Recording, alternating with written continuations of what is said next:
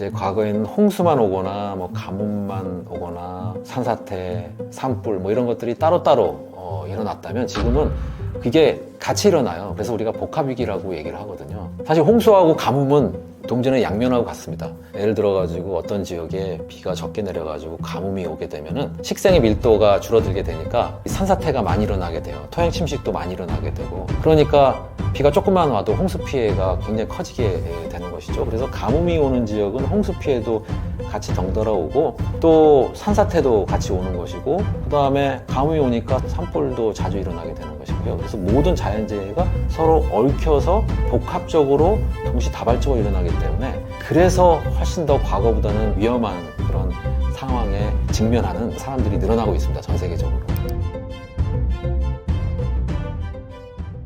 어디서 들어는 봤는데 인류세가 뭔가요?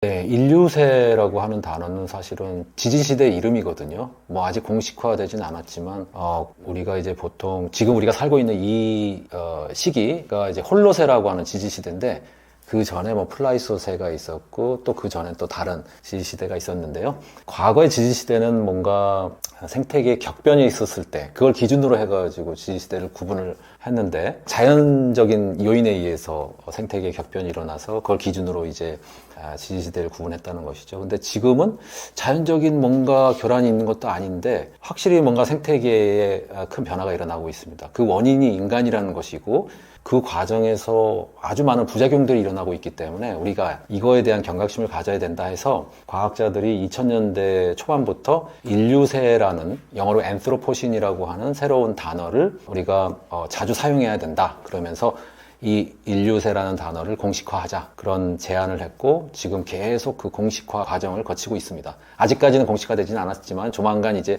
될 것으로 그렇게 기대하고 있습니다. 서울대에서 인류세를 가르치고 계신데 이게 어떤 의미일까요?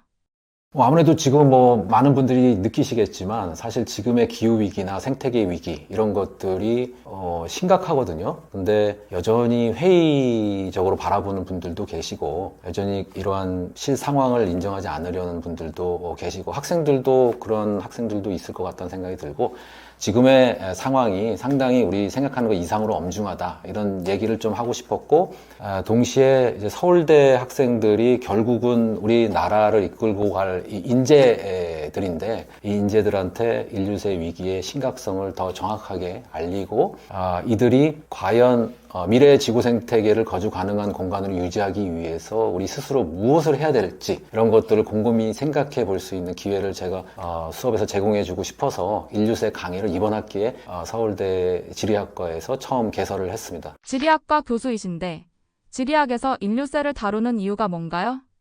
뭐 인류세라는 그 용어가 갖는 그 중요성이 굉장히 크고, 사실은 지리학과뿐만 아니고 다른 과에서도 이 인류세와 관련된 강의를 많이 개설했으면 좋겠다는 그런 생각을 갖고 있는데요. 근데 지리학과에서 인류세를 다룰 때 뭔가 효과적인 이유는, 지리학은 태생적으로 융합학문이기 때문에 그렇거든요. 그래서 지리학은 나무를 보는 게 아니고 숲을 보는 학문입니다. 그래서 지금의 인류세 위기라는 게 상당히 이제 복잡한 문제들이 얽혀 있거든요. 이러한 복잡한 문제가 얽혀있는 인류세 위기를 정확히 이해하기 위해서는 이 지구 생태계를 구성하는 다양한 요소들의 복잡한 연결과 관계에 대해서 알아야 하는데, 사실 지리학이 오래된 학문이지만 이 지리학이 처음 시작될 때부터 이 지리학자들은 다양한 요소들 간의 상호작용을 연구를 해왔습니다. 근데 이제 20세기 들어서 이제 학문의 세분화 경향에 밀려가지고 뭔가 좀 인기가 떨어졌었는데, 지금 다시 이제 환경 위기 시대를 맞아가지고 과거의 그런 영광을 지리학이 또 되찾고 있지 않나. 앞으로 미래로 가면 갈수록 지리학이라는 학문이 훨씬 효용성이 높아지지 않을까. 왜냐하면 지금 우리가 겪고 있는 이 인류세 위기라는 게 상당히 복잡하기 때문에 그렇다고 생각을 합니다. 인류세란 게 정확히 뭔가요? 이제 인간이 뭔가 지질학자 행위자가 됐다고 이제 이해하시면 돼요. 과거의 지질학자 행위자라고 하면은 보통 이제 외부에서 운석이 떨어졌다든가, 아니면 엄청나게 큰 화산이 폭발했다든가, 갑자기 해수면이 크게 올라가거나 내려갔다든가, 뭐 이런 이유에 의해서 그 동식물의 그런 종 다양성의 감소와 증가 이런 것들이 일어났고 그걸 기준으로 해서 이제 과거의 지질시대를 구분했는데 지금은 이제 인간이 뭔가 과거의 그런 화산 폭발이나 운석 충돌 같은 그런 충격을 인간이 가하고 있다는 것이죠. 그 충격이 과거 지구상에 5번의 대멸종이 있었는데 그러한 5번의 대멸종에 준하는 수준의 충격을 인간이 안기고 있고 그래서 우리가 이러한 생태계 파괴를 6번째 대멸종이라는 말로 표현을 최근에 많이 하고 있는데요. 간단하게 말씀을 드리면은 자연이 아닌 인간이 일으킨 교란이 지배하는 시대를 인류세라고 말할 수 있을 것 같습니다. 과거에 뭔가의 지구 생태계의 큰 변화는 자연적인 요인에 의해서 일어났다면 지금 우리가 살고 있는 이 시대에 일어나고 있는 큰 생태계의 변화는 인간에 의해서 일어나고 있다라고 이제 생각하시면 되겠죠. 인류세를 반대하는 그 인류세의 위기를 인정하지 않으려고 하는 뭐 정치인들도 있고 사실은 최근에 이제 세계화 탈세계화 현상이 심해지면서 나라가 막 분열되고 있죠. 경쟁도 더 심해지고 있고 그러다 보니까 이제 자국 우선주의 경향이 강해지고 있는데 자국 우선주의가 강해지면서 뭔가 전 세계가 응집을 해가지고 해결해야 되는 이런 전지구조 환경 문제가 좀 도외시되는 그런 경향이 강해지고 있습니다. 그래서 자기네 나라에서 일어나는 일도 뭐 많겠죠. 당연히 해결해야 되는 문제도 많고 그렇다 보니까 좀 더 미래에 일어날 것 같은 문제들은 일단은 제외하고 보는 경향이 점점 강해지고 있거든요. 네, 그 사람들도 분명 문제가 앞으로 닥칠 거라는 건 알고 있을 겁니다. 근데 지금 현재 해결해야 되는 문제가 많기 때문에 이거부터 해결하고 일단 나중에 기후 문제나 생태계 문제를 보자. 그런 그 생각을 갖고 있기 때문에 인류세를 자꾸 부정하려고 하는 그런 모습을 보인다라고 생각을 하고요. 사실 과학자들 가운데서도 인류세라고 하는 것은 사실은 어떻게 보면은 공식적인 지질시대 이름인데 우리가 과거의 지질시대를 구분할 때는 뭔가 정말 생태계에 큰 변화가 있을 때 그걸 기준으로 해서 지질시대를 구분하고 이름을 붙였단 말이에요. 근데 지금 생태계에 큰 변화가 일어나고 있다는 것을 뭔가 확인할 수 있는 확실한 근거는 아직 부족한 거 아니냐 이렇게 얘기하는 과학자들도 아직 많이 있습니다. 지질학자들이 특히 그런데 지질학자들은 뭔가 층서적으로 이렇게 변화가 뚜렷하게 나타나는 그런 것을 찾고 싶어 하거든요. 근데 지금 인류세가 시작이 된 게, 산업혁명 이후 혹은 1950년 이후로 이제 보기 때문에 뭔가 층사학적인 변화가 나타나기에는 너무 짧은 시간이라는 것이죠. 그러다 보니까 이제 과학자들도 일부는 아직 우리가 과거에 이제 지질시대를 구분했을 때 사용했던 그런 기준 갖고는 지금 상태에서 인류세를 새로운 지질시대로 구분하기는 좀 어렵지 않느냐 이렇게 좀 부정적으로 보는 경우도 많이 있습니다. 그래서 최근에 인류세 그 공식화 투표에서 부결 결과가 나온 것이고요. 그러니까 이제 학계에서도 그렇고 정치인들 사이에서도 아직까지는 우리가 그렇게 뭐 과거 5번의 대멸종과 같은 위기 상황에 있다고 볼 수는 없지 않느냐 이렇게 보고 있는 사람들이 생각보다는 많이 있는 것이죠. 네. 우리가 살고 있는 지금은 홀로세일까요? 인류세일까요? 제가 여러 번 말씀드렸지만 인류세 공식화 그 투표가 한 몇 달 전에 이제 부결이 됐거든요. 네. 그래서 공식적으로 보면은 우리는 아직 그 홀로세라고 하는 지질시대에 살고 있다라고 이제 봐야 됩니다. 하지만 저도 마찬가지 생각을 갖고 있습니다만은 공식화 여부가 그렇게 중요하지 않다는 것이죠. 우리는 이미 인류세에 살고 있다고 보는 게 맞다라고 생각을 합니다.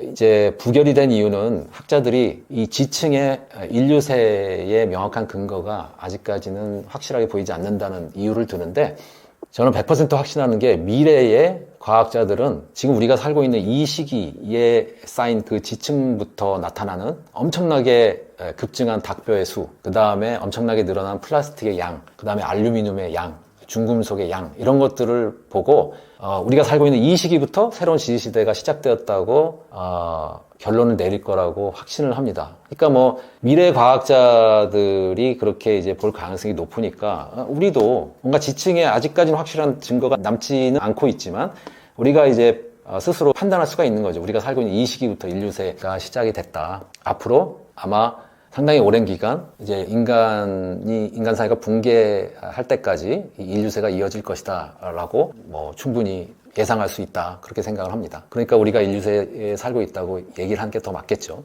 홀로세가 아니고. 인간이 자연환경을 손상시키고 있다는 증거가 있나요?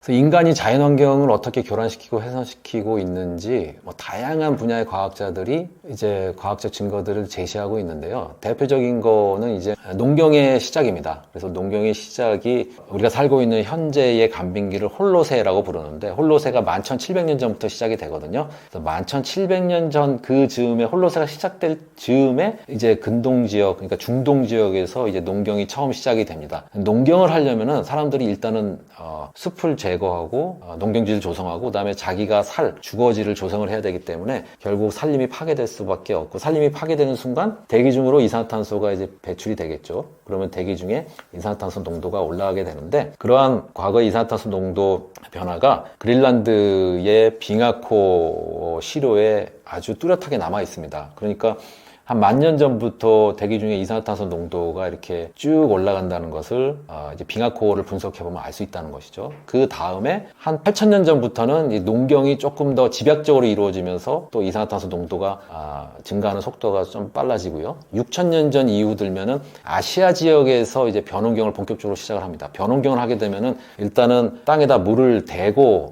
작물 농경을 하기 때문에 이게 이제 현기성 환경이 되면서 산소가 부족해지면서 거기서 이제 메탄가스가 많이 방출이 되는데, 메탄가스는 이산화탄소보다 더 온실 효과가 강한 온실가스죠. 그래서 메탄이 이제 6,000년 전부터 대기 중의 농도가 늘어났다라는 게 또 빙하코어 분석을 해보면 잘 나타나고요. 그 다음에 이제 1492년에 콜럼부스가 아메리카 대륙에 도착한 이후에 우리가 대항해 시대라고 부르는 그 시기, 그때 유럽인에 의해서 과도한 플랜테이션 농업이 이제 진행이 되거든요. 그러면서 신대륙의 자연 환경이 많이 망가집니다. 그러면서 또 대기 중에 이산화탄소가 늘어났고, 재밌는 거는 이러한 대항해 시대에 유럽인들이 아메리카 대륙으로 넘어가면서 아메리카 대륙에 살고 있던 원주민들의 수가 급감을 하거든요. 그 급감하는 이유는 여러 가지가 있습니다만 제일 중요한 건 전염병이라고 봅니다. 그래서 유럽인들이 갖고 있던 전염병이 아메리카 대륙의 원주민한테 퍼지면서, 원주민들은 이제 그 전염병에 대한 면역력은 거의 갖고 있지 않았기 때문에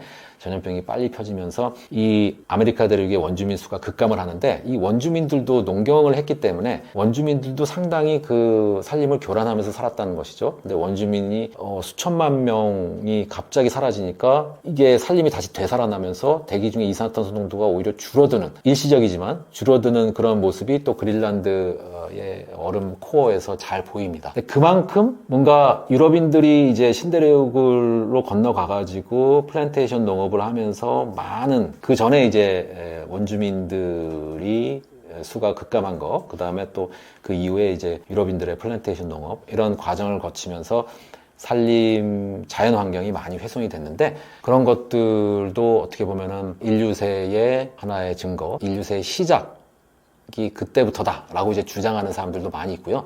그 다음에 이제 산업혁명이죠. 산업혁명 때 18세기 중반부터 산업혁명이 일어나면서 또 대기 중으로 많이 이산화탄소가 방출이 되면서 이산화탄소 농도가 올라가는데, 그것도 빙하코어에 잘 나타나고요. 그 다음에 이제 많은 학자들이 인류세 시작 시점으로 제일 적당하다고 보는 시기가 이제 1950년입니다. 1950년, 20세기 중반부터 여러 가지 사회경제적인 부문, 자연환경적인 부문에서 변화 속도가 갑자기 빨라지는데, 가령 예를 들어가지고 3대 온실가스라고 하는 이산화탄소, 메탄, 그 다음에 아산화질소까지 모든 온실가스의 농도가 1950년을 기점으로 해가지고 갑자기 증가를 하거든요. 그 다음에 또 1950년부터 전 세계 인구가 확 늘어나기 시작하는데, 그 원인으로 이제 지목이 되고 있는 게 녹색혁명의 성공입니다. 그래서 작물 개량이 이루어지고, 무엇보다도 질소비료를 공장에서 대량 생산하면서 그 질소비료 덕분에 많은 사람들이 먹고 사는데 문제가 없었다는 것이죠. 질소비료가 공장에서 생산되기 전에는 인구가 늘어나게 되면은 식량이 부족해지면서 이제 아사하는 사람들이 늘면서 인구가 다시 감소하고, 그러면 그 이후에 다시 또 인구가 늘어나면 또 식량이 부족해지면서 인구가 감소하고, 이런 식으로 주기적으로 인구의 증감이 반복이 됐는데, 질소비료가 대량 생산이 되면서 그러한 순환적인 인구 변화가 이제 사라지고 지속적으로 인구가 증가하기만 했거든요. 인구가 그렇게 1950년 이후로 계속 늘어나니까 아무래도 자연환경이나 생태계에 부담이 늘어났겠죠. 그러면서 그것들이 자연환경이나 사회경제적인 부문, 자연환경적인 부문, 여러 부문에서 많은 변화를 일으키는데 그게 지금 우리가 이제 걱정하고 있는 게 이제 기후위기, 생태계위기 그런 것들이잖아요. 그런 것들이 이제 1950년부터 본격적으로 일어났다라고 이제 보는 학자들이 상당히 많이 있습니다. 환경 위기를 다룰 때 가장 많이 거론되는 것이 기후인 이유는 뭘까요? 네, 사실 뭐 환경 위기는 다양하죠. 다양한데 뭐 기후 문제도 있을 수 있고 생태계 문제도 있을 수 있고 다양한 오염도 있죠. 뭐 대기 오염, 토양 오염, 해양 오염, 하천 오염, 뭐 수질 오염 여러 가지 이제 오염들이 있을 수 있는데 우리가 이제 지구 온난화가 훨씬 더 위험한 것 같이 느껴지는 이유가 우리가 직접적으로 지금 기후변화에 따른 여러 기상이변, 그 다음에 거기에 수반되어 있는 자연재해 이런 것들을 직접 겪거나 아니면 주변에서 겪는 것을 전해 듣거나 아니면 뭐 언론이나 TV를 통해서 많이 보고 접하고 있기 때문에 기후위기가 상당히 위험한 거구나라는 것을 이제 사람들이 인식하기 시작을 한 것이죠. 무엇보다 직접적으로 인명하고 재산에 피해를 입히기 때문에 기후위기가 사람들에게 가장 무서운 그런 환경위기로 그렇게 받아들여지고 있는 것 같습니다. 뭐 이제 홍수가 파키스탄에서 이제 우리가 보통 복합위기라고 하는 그런 현상이 아무래도 저개발 국가에서 많이 일어나는 것을 볼 수가 있는데 이제 과거에는 홍수만 오거나 뭐 가뭄만 오거나 뭐 산사태,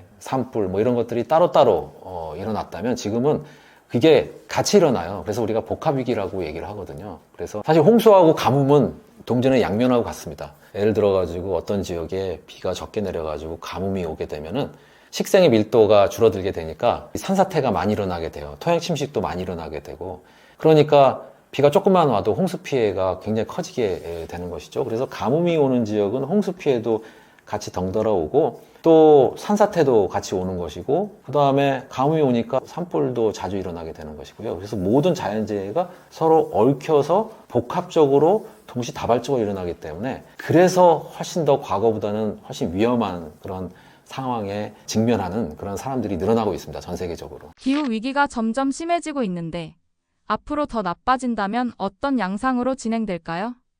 네, 지금 우리가 한동안 사회에서 산업화 이전 대비, 산업화라고 하면 1850에서 1900년까지의 그런 평균 기온을 산업화 이전 온도라고 얘기하거든요. 그 온도에 비해서 1.5도 이상 올라가면은 지구 생태계에 큰 문제가 발생할 것이다. 그래서 우리가 흔히 이제 임계점 티핑 포인트라고 얘기를 하는데 그게 1.5도다라고 이제 얘기를 했었고 혹은 2도도 얘기를 했었죠. 그 파리 협정 이후로 2도 아니면 1.5도 이내로 산업화 이전 대비 기온 상승을 막아야 된다. 이런 얘기들을 많이 해왔는데요. 지금은 그걸 지킬 수 있다고 생각하는 전문가는 거의 없습니다. 거의 없고요. 2100년까지 3도 이내로 막으면 성공이다. 이런 얘기가 이제 슬슬 나오고 있거든요.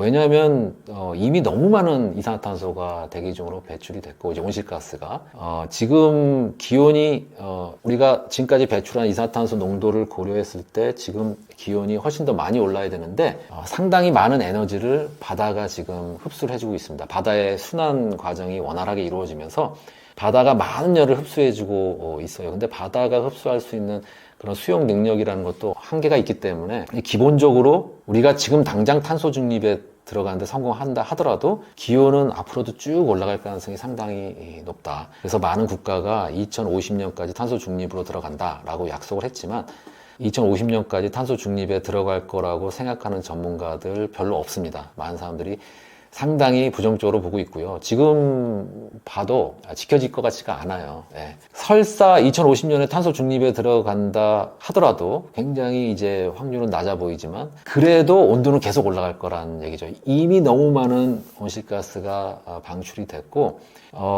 정말 많은 사람들이 노력을 해가지고 대기 중 이산화탄소 농도를 좀 줄이는 데 성공을 해서 대기 온도가 좀 올라가더라도 바다에서 오히려 또 열 에너지가 대기 중으로 올라갈 수가 있습니다. 왜냐하면 평형을 이루어야 되니까. 그래서 그러한 것까지 고려를 해보면은 우리가 2050년에 탄소 중립에 들어가는데 성공하더라도 대기 온도는 쭉 올라갈 가능성이 높다. 그래서 2100년까지 3도까지는 올라갈 것이다 라고 이제 전문가들이 보는 것이고요. 지금 산업화 이전 대비 1.1도, 1.2도 올랐는데도 세계 여러 지역에서 기상이변이 일어나고 있고 그에 따라서 자연재해의 피해를 많은 사람들이 보고 있는데 만약에 3도 정도까지 올라가게 되면은 기상이변이 지금보다 훨씬 더 많아질 거고 특히 저개발국, 미개발국과 개발도상국이나 선진국 내에서도 또 취약계층들은 큰 피해를 면하기 어려울 것이다. 네, 2100년에 3도까지 오르게 되면. 근데 만약에 혹시 4도 이상 오르게 되면은 그 상황은 전혀 예측하기 어려울 수도 있다. 우리가 이제 임계점 티핑 포인트라는 얘기를 많이 하는데 그 임계점 티핑 포인트가 만약에 존재한다면 그걸 넘어가는 순간 그 변화 속도가 갑작스럽게 빨라지는 것이거든요.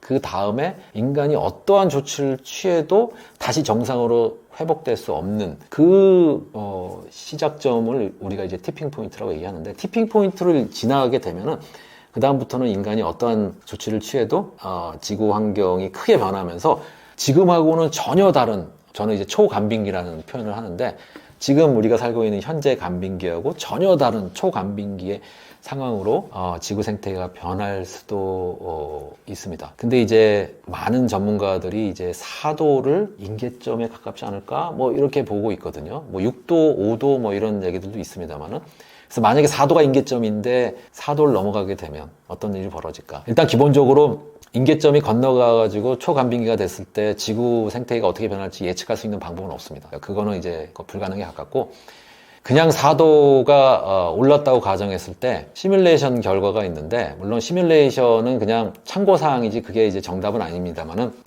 한반도는 농사를 지을 수 없는 땅으로 변해요. 그러니까 이제 농사를 지을 수 없는 땅이라는 것은 기후 변화 때문에 땅의 생산성이 떨어져가지고 농경을 할 수 없는 땅으로 변한다는 얘기죠. 그래서 먹고 살려면은 다 작물 같은 거 이제 식량을 수입을 해야 된다는 거죠, 외부에서. 그렇게 되면 어떻게 되겠습니까? 이게 뭐 부자들은 어떻게든지 버티면서 살아남을 수 있겠지만 취약계층은 또 움직일 자원이 없어서 못 움직일 수도 있고요. 그 중간 단계에 있는 사람들은 아마 북쪽으로 올라가야 될 겁니다. 네, 올라가서 저 시베리아 쪽으로 올라가야 될 수도 있고요. 좀 서늘한 곳, 농경을 할 수 있는 곳을 찾아서 대대적인 난민들의 이주가 있을 거다. 뭐 그런 식으로 예측을 해볼 수가 있고요. 근데 4도까지 올라가면 안 되겠죠. 산업화 이전 대비 기온 상승이 4도에 이르게 되면은 그거는 이제 그렇게 되면 안 될 것이고 이제 왜 임계점을 넘어가는 게 안 되냐면은 우리가 이제 사실은 과거를 돌아봤을 때 기후변화는 항상 있었거든요, 자연적으로. 그래가지고 이제 빙기, 간빙기가 이제 교차하면서 나타났습니다. 대체로 한 80만 년 전 이후로 한 11만 년 빙기가 있으면 만 년 간빙기가 있고 11만 년 빙기가 있으면 만 년 간빙기가 있고 이런 식으로 진행이 됐는데 그러니까 80만 년 이후로 대체로 뭐 빙기가 8번, 간빙기가 8번 뭐 이렇게 있었다라고 이제 얘기할 수가 있는데요. 그러니까 빙기에서 간빙기로 가고 간빙기에서 또 빙기로 가고 또 간빙기로 가고 또 빙기로 가고 이런 그 자연적인 변화는 우리가 어떻게 할 수 없는 그런 변화죠.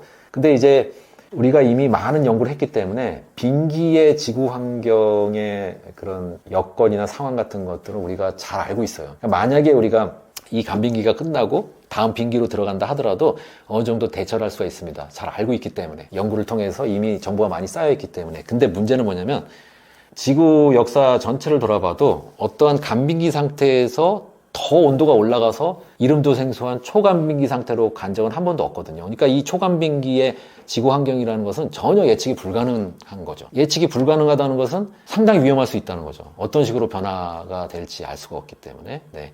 그렇기 때문에 우리가 티핑 포인트나 임계점을 건너가지 않도록 상당히 많은 그 노력을 해야 된다. 그렇게 생각을 합니다. 2050년까지 탄소 중립은 어려울까요?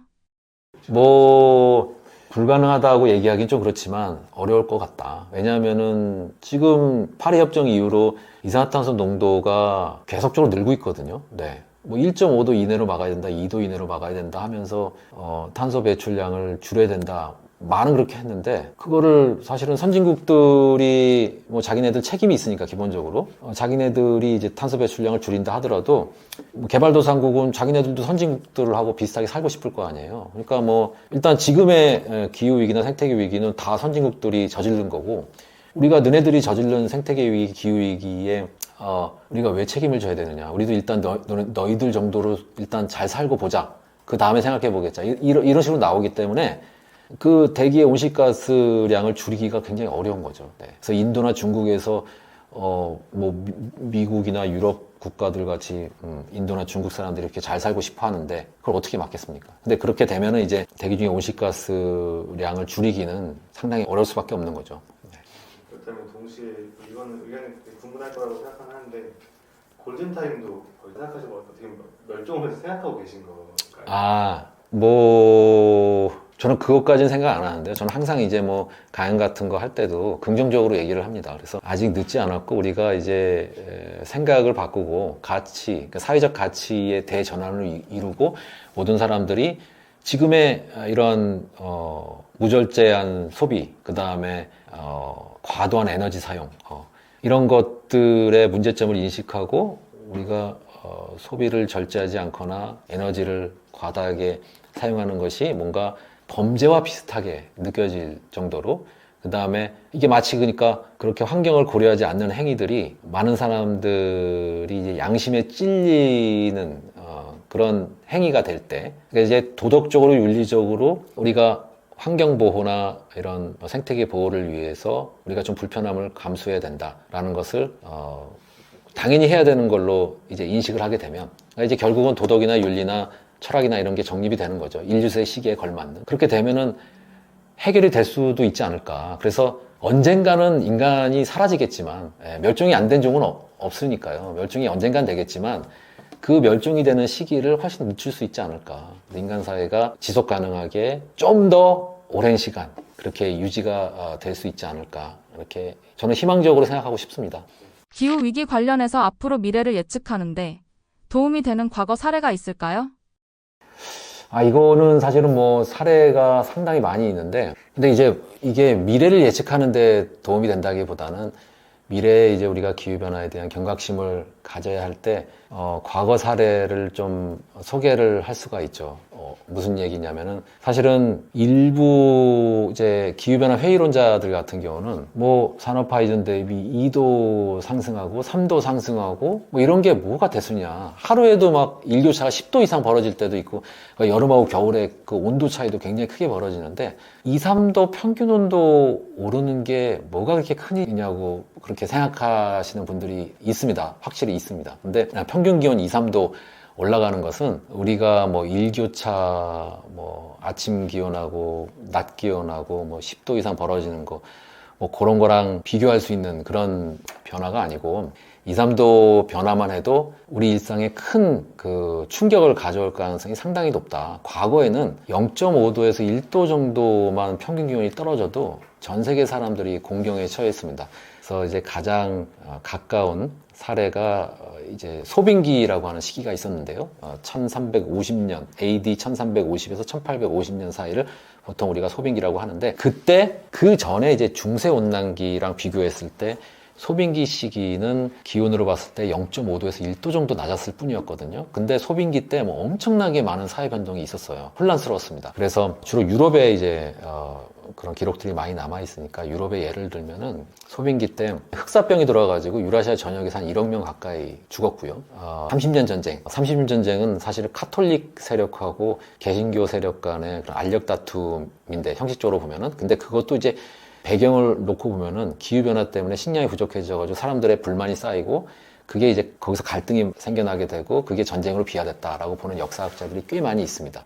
그 다음에 이제 아시아 쪽으로 와도 우리 조선시대에도 큰 대기근은 다 이 소빙기 시기에 있었는데, 특히 경신 대기근이나 을병 대기근 같은 대기근이 17세기에 있었고요. 17세기를 우리가 이제 보통 먼더국속이라고 하는데, 먼더국속이의 뜻은 뭐냐면, 먼더는 사람 이름이고 천문학자 이름이고, 극속이라는 것은 흑점이 굉장히 적었던 시기거든요. 이제 태양 흑점수가 줄어들게 되면은 지구의 온도가 조금 떨어집니다. 아주 조금 떨어지는데, 그 기온 하락에 큰 기근이 와가지고 조선의 경신대기근 때 뭐 100만 명 이상 죽고, 아니면 이제 유민으로 떠돌거나 화적대가 되거나 그러한 이제 사회 혼란이 있었고요.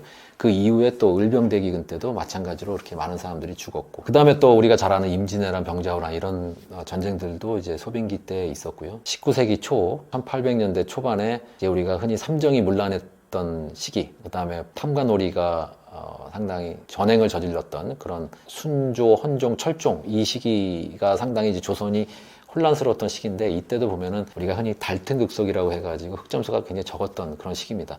흑점수가 적다 보면 온도가 떨어지면서 이제 농경이 잘 안 되고 식량이 부족해지고 먹을 게 부족해지니까 사람들의 면역력이 떨어지면서 전염병이 확산하고 그 다음에 사람들의 불만은 쌓여가고 그래서 19세기 요 초반에 1800년대 초반에 많은 밀란이 있었어요. 대표적인 밀란이 홍경래의 난이고요. 이렇게 과거 기후변화가 다양한 사회 문제를 일으켰고 그 기후변화라고 하는 것은 불과 0.5도에서 1도 정도 온도 떨어지는 그 변화였는데 물론 지금보다 훨씬 과학기술이 발전하기 전이니까 뭔가 기후변화에 적응력이 이제 낮았을 때니까요. 그런 충격이 훨씬 배가 됐을 가능성은 높지만 그런 걸 감안한다 하더라도 0.5도에서 1도 변하는 것도 사람들한테 큰 충격을 줄 수 있다는 것이고 앞으로 산업화 이전 대비 2도 이상, 3도 이상 이렇게 오르게 되면은 전 세계의 여러 나라에서 사회적으로 큰 혼란이 있을 게 분명해 보입니다. 앞으로 우리는 어떤 삶을 살게 될까요? 지금 우리가 어떤 행동을 가져갈지에 달려 있는데요. 지금 산업화 이전 대비 1.1도, 1.2도 올랐는데도 세계 여러 지역에서 기상이변이 일어나고 있고 그에 따라서 자연재해의 피해를 많은 사람들이 보고 있는데 만약에 3도 정도까지 올라가게 되면은 기상이변이 지금보다 훨씬 더 많아질 거고 특히 저개발국, 미개발국과 개발도상국이나 선진국 내에서도 또 취약계층들은 큰 피해를 면하기 어려울 것이다. 2100년에 3도까지 오르게 되면. 근데 만약에 혹시 4도 이상 오르게 되면은 그 상황은 전혀 예측하기 어려울 수도 있다. 우리가 이제 임계점 티핑 포인트라는 얘기를 많이 하는데 그 임계점 티핑 포인트가 만약에 존재한다면 그걸 넘어가는 순간 그 변화 속도가 갑작스럽게 빨라지는 것이거든요. 그 다음에 인간이 어떠한 조치를 취해도 다시 정상으로 회복될 수 없는 시작점을 우리가 이제 티핑 포인트라고 얘기하는데 티핑 포인트를 지나가게 되면은 그 다음부터는 인간이 어떠한 조치를 취해도 지구 환경이 크게 변하면서 지금하고는 전혀 다른 저는 이제 초간빙기라는 표현을 하는데 지금 우리가 살고 있는 현재 간빙기하고 전혀 다른 초간빙기의 상황으로 지구 생태계가 변할 수도 있습니다. 근데 이제 많은 전문가들이 이제 4도를 임계점에 가깝지 않을까 뭐 이렇게 보고 있거든요. 뭐 6도, 5도 뭐 이런 얘기들도 있습니다만은 그래서 만약에 4도가 임계점인데 4도를 넘어가게 되면 어떤 일이 벌어질까? 일단 기본적으로 임계점이 건너가가지고 초간빙기가 됐을 때 지구 생태계가 어떻게 변할지 예측할 수 있는 방법은 없습니다. 그거는 이제 불가능에 가깝고 그냥 4도가 올랐다고 가정했을 때 시뮬레이션 결과가 있는데 물론 시뮬레이션은 그냥 참고사항이지 그게 이제 정답은 아닙니다만은 한반도는 농사를 지을 수 없는 땅으로 변해요. 그러니까 이제 농사를 지을 수 없는 땅이라는 것은 기후 변화 때문에 땅의 생산성이 떨어져가지고 농경을 할 수 없는 땅으로 변한다는 얘기죠. 그래서 먹고 살려면은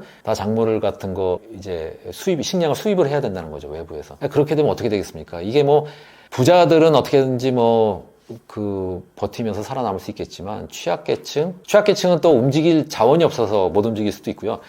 그 중간 단계에 있는 사람들은 아마 북쪽으로 올라가야 될 겁니다. 올라가서 저 시베리아 쪽으로 올라가야 될 수도 있고요. 좀 서늘한 곳, 농경을 할 수 있는 곳을 찾아서 대대적인 난민들의 이주가 있을 거다. 뭐 그런 식으로 예측을 해볼 수가 있고요. 근데 4도까지 올라가면 안 되겠죠. 산업화 이전 대비 기온 상승이 4도에 이르게 되면은 그거는 이제 그렇게 되면 안 될 것이고 이제 왜 임계점을 넘어가는 게 안 되냐면은 우리가 이제 사실은 과거를 돌아봤을 때 기후변화는 항상 있었거든요, 자연적으로. 그래가지고 이제 빙기, 간빙기가 이제 교차하면서 나타났습니다. 대체로 한 80만 년 전 이후로 한 11만 년 빙기가 있으면 만 년 간빙기가 있고 11만 년 빙기가 있으면 만 년 간빙기가 있고 이런 식으로 진행이 됐는데 그러니까 80만 년 이후로 대체로 뭐 빙기가 8번, 간빙기가 8번 뭐 이렇게 있었다라고 이제 얘기할 수가 있는데요. 그러니까 빙기에서 간빙기로 가고 간빙기에서 또 빙기로 가고 또 간빙기로 가고 또 빙기로 가고 이런 그 자연적인 변화는 우리가 어떻게 할 수 없는 그런 변화죠. 근데 이제 우리가 이미 많은 연구를 했기 때문에 빙기의 지구 환경의 그런 여건이나 상황 같은 것들은 우리가 잘 알고 있어요. 그러니까 만약에 우리가 이 간빙기가 끝나고 다음 빙기로 들어간다 하더라도 어느 정도 대처를 할 수가 있습니다. 잘 알고 있기 때문에 연구를 통해서 이미 정보가 많이 쌓여 있기 때문에. 근데 문제는 뭐냐면 지구 역사 전체를 돌아봐도 어떠한 간빙기 상태에서 더 온도가 올라가서 이름도 생소한 초간빙기 상태로 간 적은 한 번도 없거든요. 그러니까 이 초간빙기의 지구 환경이라는 것은 전혀 예측이 불가능한 거죠. 예측이 불가능하다는 것은 상당히 위험할 수 있다는 거죠. 어떤 식으로 변화가 될지 알 수가 없기 때문에. 네.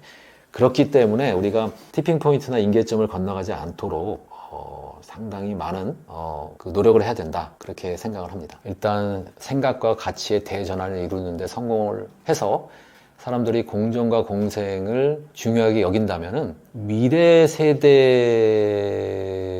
또한 이 거주 가능한 지구 생태계를 누릴 수 있을 것이다 라고 생각을 합니다. 그래서 이게 사실은 기후 정의하고도 관계가 있는데, 우리가 이기적으로 생각을 하고 지금 나만 잘 살면 되지, 이런 식의 생각을 하게 되면은 이 기후위기, 생태계 위기는 훨씬 더 심화될 가능성이 큽니다.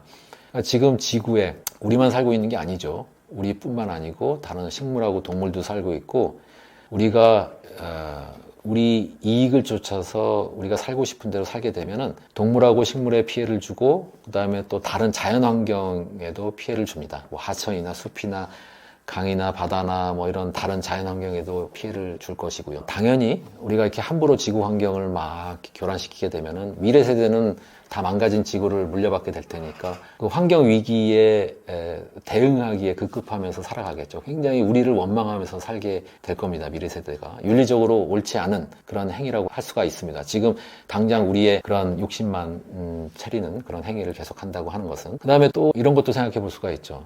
지금 우리 한국은 이미 이제 선진국의 반열에 올랐기 때문에 사실은 기후 위기에 대해서 아직까지는 큰 영향을 받고 있지 않습니다만, 이미 저희도 국가의 섬나라나 가난한, 저희도의 섬나라나 가난한 국가들은 이런 기후 위기에 많은 영향을 받고 있거든요.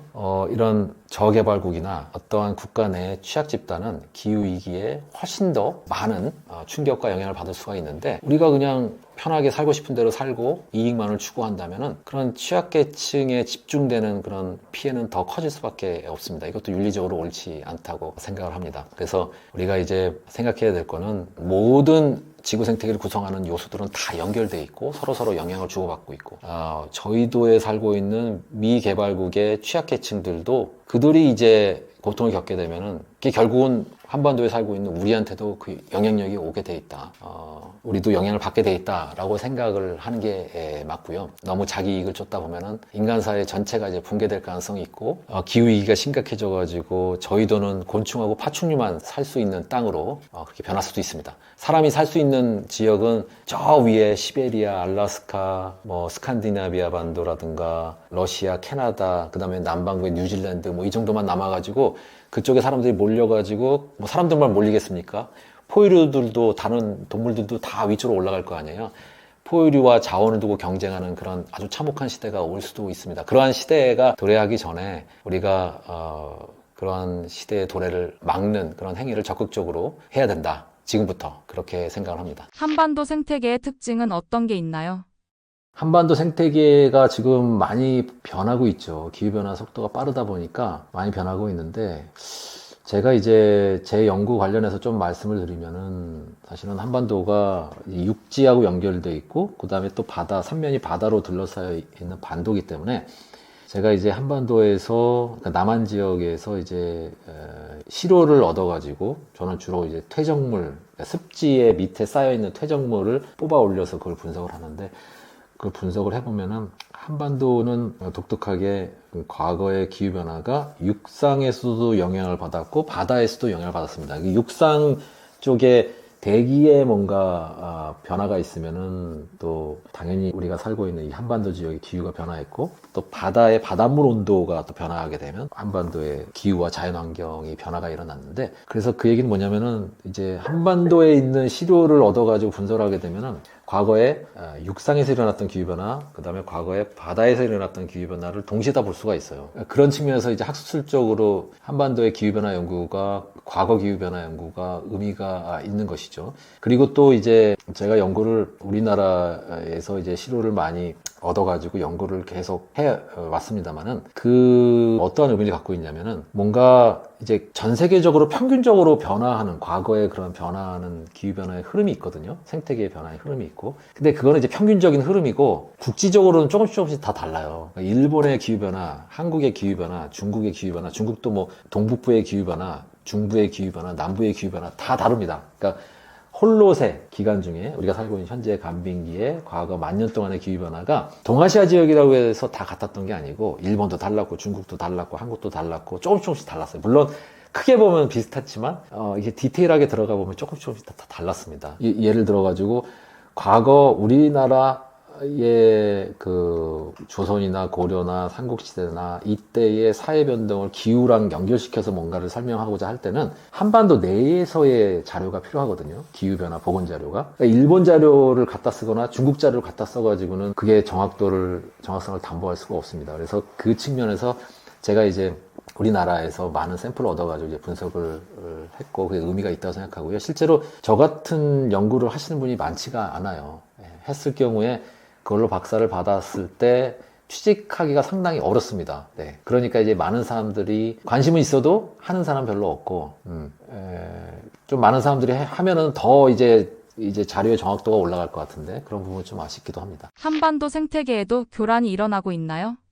한반도 생태계에서 일어나고 있는 문제는 어떤 게 있나요?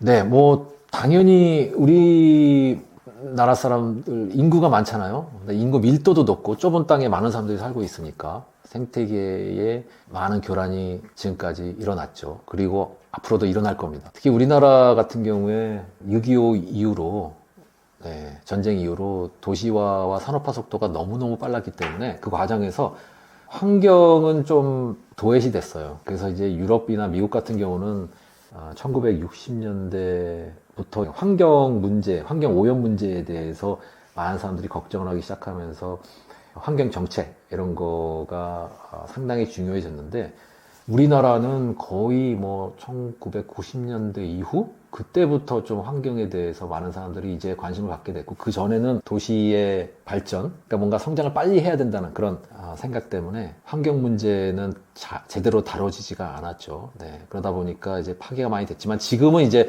우리나라가 이제 선진국의 대열에 들어왔기 때문에 환경에 대한 인식도가 상당히 올라갔고요. 지금은 일반인들이 환경에 대해서 많은 관심을 보이고 있고 지금 우리나라, 동남아의 다른 나라들, 그 다음에 뭐 남아메리카의 좀 그런 개발도상국들하고 비교해 보면은 우리나라 환경이 상당히 좋다, 많이 좋아졌다 그렇게 이제 볼 수도 있습니다. 근데 여전히 교란이 이제 발생을 하고 있고요. 그럴 수밖에 없죠. 사람들이 살고 있으니까. 뭐 예를 들어가지고 외래종들이 많이 유입이 되고 있죠. 뭐 전 세계적으로 비행기 타고 많이 이제 여행도 다니고 그러니까 그런 외부에서 외래종이 많이 유입이 되고 있고 그 다음에 한반도가 이제 기후변화 때문에 아열대화가 진행이 되고 있고요. 또 온도가 빠르게 오르고 있기 때문에 관련해서 병해충 같은 게 또 증가를 하고 있습니다. 또 거기에 적응을 못한 동물과 식물이 멸종에 이르고 있기도 하고 그 다음에 또 이 작물이라는 것도 지금 우리 나라의 그런 기후 환경이나 생태 환경에 딱 적응해가지고 잘 자라는 그런 작물을 키우고 있는 거거든요. 근데 온도가 그렇게 급작하게 올라가다 보면은 작물이 거기에 대응을 잘 못하겠죠, 당연히. 그러니까 작물 생산량이 떨어질 수밖에 없고요.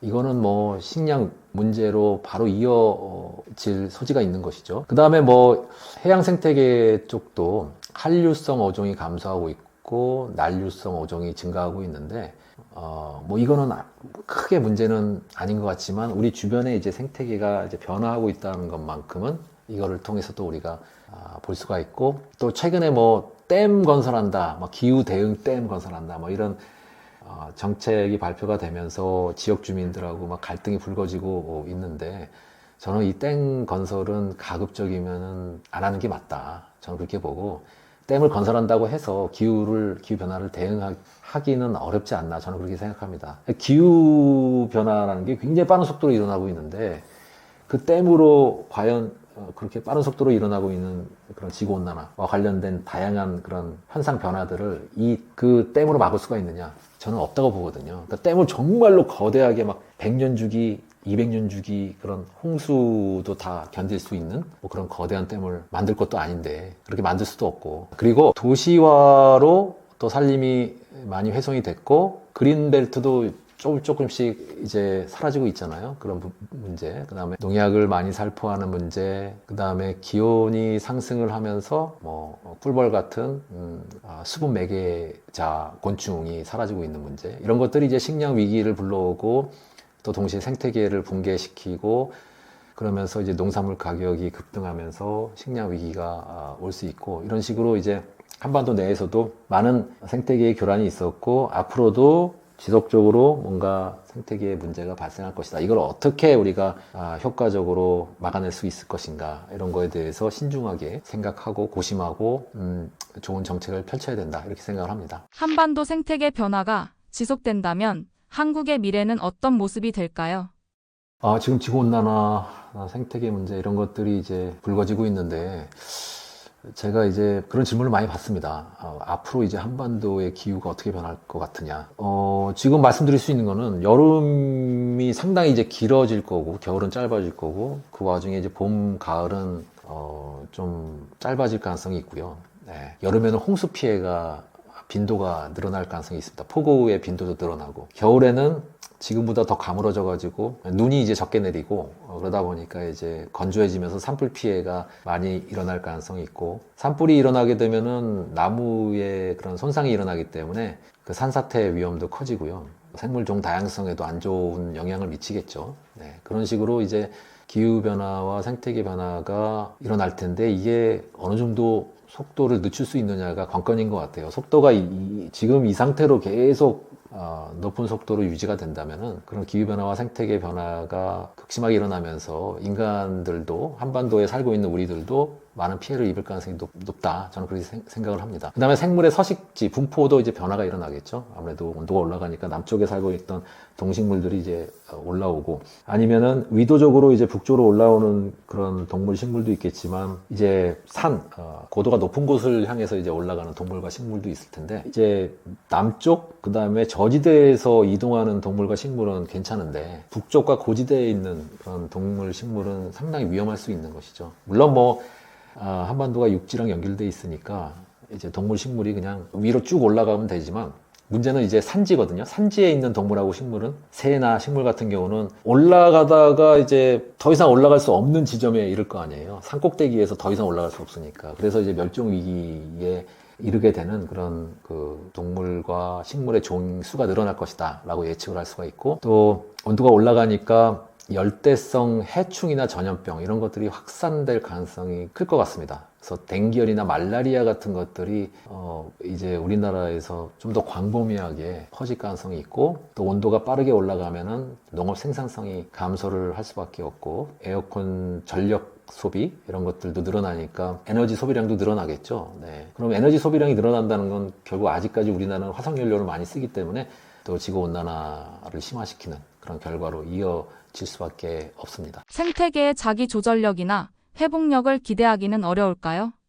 그 과학자들이 하는 말 중에 행성경계라는 개념이 있거든요. 행성경계. 이건 뭐냐면은 이 학자들이 전 세계의 지구 생태계를 구성하는 9개의 요소를 설정을 했어요. 그 9개의 요소 각각의 경계가 있습니다. 그래서 이 경계를 넘어가면은 상당히 위험할 수 있다. 어떻게 보면 임계점 같은 개념이죠. 그래서 그 경계를 넘어가는 순간 지구 생태계가 상당히 위험에 빠질 수 있다. 그래서 경계를 넘으면 안 된다. 경계 내에서 어느 정도의 교란이 있는 것은 지구가 자기조절 작용을 갖고 있기 때문에, 회복력을 갖고 있기 때문에 충분히 다시 복구가 될 수 있는데, 그 경계를 넘어가면 지구의 자기조절 능력 갖고는 복구가 안 된다, 이런 거거든요. 그래서 행성경계 그 안에서 인간이 살려면은 주변을 이제 지구 생태계를 건드리고 교란시킬 수밖에 없죠. 근데 이제 그거를 적절하게, 적당하게 어느 경계 그 이내의 수준에서 교란을 하면 괜찮다는 얘기입니다. 그러니까 우리가 결국은 소비를 절약하고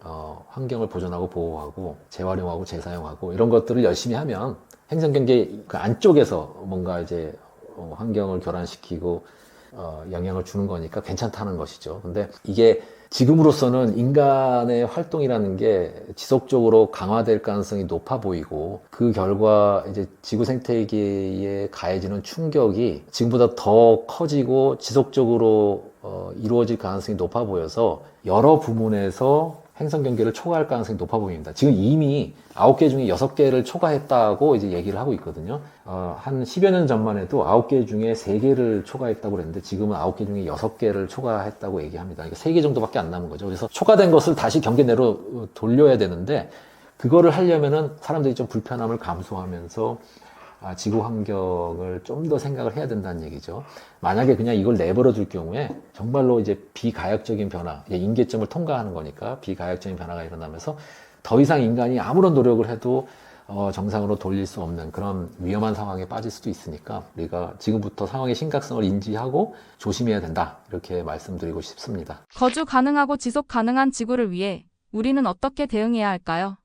기본적으로 개인 측면에서 먼저 말씀을 드리면은 에너지 절약하고 소비 절제하고 좀 뻔한 얘기 같습니다만은 그래도 의미가 있습니다. 의미가 있다고 생각하시고 열심히 그런 일반적으로 언론이나 우리가 교육을 받을 때 듣는 얘기들 이런 행위들을 충실하게 따라 주는 게 지구 환경에 도움이 많이 될 거라고 생각하고요. 뭐 에너지 절약, 소비 절제, 플라스틱 줄이기, 그 다음에 친환경차, 전기차 같은 거 사용하고 대중교통을 가급적이면 대중교통을 이용하는 게 제일 좋겠죠. 저는 차를 안 타고 다니거든요. 네, 차를 안 타고 다니고 걸어 다니거나 대중교통을 이용하는데 차가 없습니다. 물론 제 와이프는 차를 타고 다닙니다만. 그 다음에 기업은 아리백 참여를 한다고 약속을 했으면 좀 더 적극적으로 참여할 필요가 있고, 물론 아리백이라는 것은 재생에너지가 이제 확보가 돼야 되는 그런 어떻게 보면 그런 약속이니까 국가에서 계속 우리나라에서 계속 재생에너지 비율을 높이려고 하는 노력을 함께 경주를 해야 될 거라고 생각을 하고, 또 기업에서 좀 더 ESG 경영에 나설 필요가 있지 않나 이런 생각을 하고, 그 다음에 이 재생에너지가 이제 대표적인 게 태양광하고 풍력인데, 태양광 풍력이 다 간헐적인 에너지거든요. 그러니까 있다 없다 그런다는 얘기죠. 일단 뭐 일조량이 풍부한, 낮에는 태양광 패널을 통해 가지고 에너지를 많이 얻을 수가 있는데 밤에는 못 얻고, 또 뭐 구름이 낀다든가 이러면 또 태양광 패널이 있어도 에너지를 생산할 수가 없는 그런 간헐성의 문제가 존재하고, 풍력도 마찬가지죠. 바람이 많이 불면은 에너지를 얻을 수 있지만 바람이 안 불면은 있으나 마나한 그런 큰 기계덩어리밖에 안 되니까, 이런 간헐성의 문제를 해결하려면은 배터리가 이제 기술 발전이 이루어져 가지고 아주 효율성이 높은 에너지 저장 장치가 이제 갖춰져야 이런 재생 에너지 비중을 높이는데 훨씬 유리하다고 본다면은 빨리 이 에너지 저장 장치의 그런 효율성을 높이는 그런 연구나 노력이 좀 더 많이 필요하지 않을까 그런 생각을 하고요. 또 재사용, 재활용 이런 것들을 그냥 항상 해야 되는 것으로, 당연한 것으로 이렇게 인식할 필요가 있다. 쓰레기 줄이기도 마찬가지고요. 그 다음에 교육도 이런 지자체나 국가나 학교에서 특히 이제 초중고 이런 어린 학생들한테 환경교육을 좀 더 강화할 필요가 있다. 그렇게 생각을 합니다. 일반인들은 스스로 뭔가 이런 환경과 관련된 정보를, 최근에는 뭐 인터넷을 통해서 많은 정보들을 얻을 수가 있으니까요. 유튜브도 많은 영상들이 있고, 스스로 이렇게 이 환경과 기후와 생태계와 관련된 그런 정보들을 찾으려고 하는 그런 노력을 하면 훨씬 좋을 것 같습니다. 그 다음에 온실가스를 감축하고 또 생물 다양성 보존에 또 신경을 쓰고 순환경제를 실현하려고 노력을 하고, 뭐 이런 여러 가지 우리 지자체, 국가, NGO, 기업들이 할 수 있는 일들이 많이 있습니다. 그걸 찾아가지고 이제 해야 될 것 같고요. 그리고 국가나 기업이 사실 약속한 친환경 정책을, 대중들한테 약속한 친환경 정책을 제대로 잘 수립하고 따르고 있는지 감시의 역할이 또 필요하다. 그래서 일반인들이 그냥 기업이나 정부가 하는 약속들을 그냥 고지고대로 믿지 말고 계속적으로 자극을 하면서 너네들 제대로 하고 있는지 그런 것을 이렇게 물어볼 필요가 있다. 네, 그래서 정보 공개하라고 요청도 해야 되는 상황에서는 할 필요도 있고요. 그래서 이게 약속만 해서는 안 되고 진짜 약속에 맞춰서 우리가 행동을 해야 되는 거구나. 국가나 기업이나 지자체나 이런 큰 단위에서 우리가 이제 수립한 정책을 충분히 지금 이행하고 있다라는 것을 일반인들한테 보여줄 의무가 있다는 그런 생각을 가질 수 있도록 계속적으로 이제 자극을 해야 될 필요가 있다. 일반인들이, 대중들이 그렇게 생각을 하고요. 그 과정에서 뭐 정말로 요청을 해도 말을 안 듣는다. 그러면 이제 뭐 시위 같은 거라도 해가지고 좀 더 이 그 환경 위기, 생태계 위기, 기후 위기의 심각성을 정부나 기업이 제대로 인식할 수 있게끔 사람들이 나서서 적극적으로 요구할 건 요구하고 항의할 건 항의하고 폭력적이면 안 되지만 그래도 이제 조금 더 적극적인 모습을 보여주면 좋겠다 이런 생각을 합니다. 그래서 사실은 지금의 이 환경 위기가 온 게 기후 위기나 생태계 위기가 온 게 결국은 과거 인간이 이제 우리가 근대 이후로 인간 중심주의 그 사상에 경도돼 가지고 인간이 중심에 있고 자연환경은 바깥에 있어서 우리가 자연환경을 이용하고 개발하고 뭐 마음껏 개발하고 이용할 수 있다. 그 과정에서 나타날 수 있는 부작용들 우리가 다 해결할 수 있다. 상당히 자신감에 넘쳐서 살았거든요. 20세기 초반에 초중반까지. 이제 인간 중심주의가 과도하게 이제 오만한 인간 중심주의로 이제 변질이 됐다고 볼 수가 있습니다. 사실은 뭐 근대 휴머니즘이라는 게 그게 지금까지 인권을 증진하고 또 인권을 향상시키는데 아주 혁혁한 공을 세운 건 맞지만 이게 기본적으로 인간을 너무 중심에 놓고 강조를 하다 보니까 인간 외에 다른 비인간 존재라든가 자연환경이라든가 사물이라든가 이런 것들이 무시돼 왔거든요. 이런 인간을 제외한 다른 것들과 인간이 공생하고 공존을 해야 되는데 그런 생각 자체를 안 하고 이용하고 개발만 해왔던 것이죠. 성장을 위해서. 그래서 지금의 이제 문제가 발생을 했으니 이거에 대해서 이제 반성을 하고 이 문제를 해결을 해야 된다는 그런 책임감을 가질 필요가 있다. 인류가. 그 과정에서 그럼 어떻게 되느냐. 이거를 인간이 훼손을 했으니까 인간이 이걸 다시 복구를 해야 될 것 같은데 그러다가 더 이 훼손시키면 어떡하지? 이런 걱정을 또 할 수가 있습니다. 그러니까 인간 중심주의가 문제가 많았으니 탈인간 중심주의로 가야 된다라고 이제 많은 학자들이 얘기를 하지만 탈인간 중심주의로 갔을 때 그럼 이 망가진 지구를 그냥 내버려 두자는 얘기냐? 뭐 그게 맞을 수도 있는데 이 망가진 지구를 다시 회복시키려면은 결국은 또 인간이 움직여야 될 것 같다는 거죠. 저는 이제 그런 쪽으로 생각을 하는데요. 그냥 내버려 두는 것도 이제 어떻게 보면 방법일 수도 있지만 지금 이렇게 망가진 지구를 조금이라도 좀 더 지속 가능하게 만들려면은 인간이 조금 다시 중심으로 들어갈 수밖에 없는 게 아닌가. 인간이 뭔가 일을 해야 된다는 것이죠. 책임감을 갖고. 그 과정에서 또 문제가 발생할 소지가 있으니 그래서 과거와 같은 과오를 범하면 안 된다. 신중하고 겸허한 자세로 우리가 자연환경을 건드려야 되는 상황이 올 때도 상당히 고심에 고심을 거듭하고 여기서 부작용이 뭐 인간을 제외한 비인간 혹은 인간 내에서도 취약 집단 그 다음에 자연환경 여기에 부작용이 영향을 미치지 않는다는 확신이 들 때 지구 생태계를 건드리면서 뭔가 인간사회 그 다음에 지구의 지속 가능성을 좀 더 높이려는 그런 시도를 하는 게 맞지 않나 그렇게 생각을 합니다. 지구 생태계 붕괴와 함께 식량 위기와 기후난민 같은 문제도 나타나는데 지금 세계에서는 구체적으로 어떤 일들이 일어나고 있나요? 네, 지금 생태계 위기, 기후 문제 때문에 식량 위기, 기후 난민 같은 그런 여러 이제 문제들도 같이 나타나고 있는데 구체적으로 어떠한 일들이 일어나고 있냐면은 앞으로 식량 위기가 닥칠 가능성이 상당히 높다. 저는 그렇게 봅니다. 기후 위기가 이런 상태로 계속 진행이 된다면 뭔가 완화가 되지 않고 계속 이 상태로 진행이 된다면은 결국 이제 식량 위기가 오게 될 것 같다는 생각이 드는데 무엇보다도 지금 유럽에서도 연구 결과가 뚜렷하게 나온 게 있는데 독일 같은 곳에서 연구를 해보니까 불과 몇십 년 사이에 곤충의 4분의 3이 사라졌다. 개체수가 크게 감소를 했다고 하는데 뭐 독일뿐만 그런 게 아니겠죠. 유럽 전역에서 이제 그런 식의 곤충 개체수의 감소가 뚜렷하게 나타나고 있고 우리나라도 봄철만 되면 꿀벌의 개체수가 감소한다, 문제다 이런 기사들이 뭐 자주 나오는 것을 우리가 볼 수가 있는데요. 이 곤충이 사라지게 되면 어떤 문제가 있느냐? 당연히 이제 곤충이 이제 우리가 흔히 수분 매개자라고 얘기하는데 꽃가루를 이렇게 전달해 주는 그런 역할을 하잖아요. 그래서 꽃가루가 제대로 이제 암술에 묻지가 않으면은 씨가 안 맺히니까 작물 생산량이 크게 감소할 수가 있겠죠. 식량 위기가 올 가능성이 높습니다.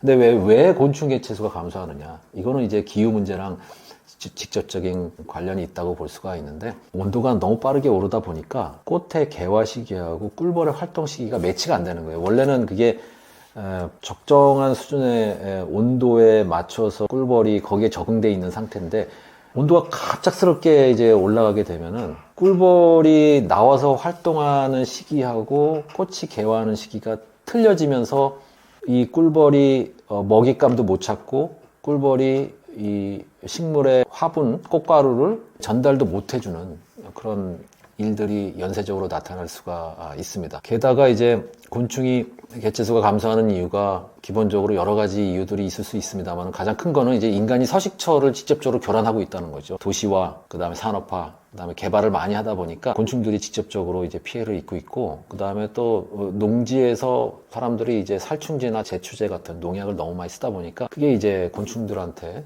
안 좋은 영향을 미치고 있고요. 거기다가 이제 기후 변화까지, 방금 말씀드렸다시피 기후가 변화하면서 기온이 빠르게 오르다 보니까 꿀벌이 돌아다니는 시기하고 꽃의 개화 시기가 맞지 않는 그런 문제, 이런 것들 때문에 곤충의 개체수가 감소하고 작물의 생산량이 떨어지면서 인간에게 식량 위기가 올 가능성이 높다, 이렇게 생각을 하고요. 또 중요한 게 이제 해양 생태계의 문제인데, 해양에서 굉장히 중요한 생태계가 있습니다. 바로 산호초인데요.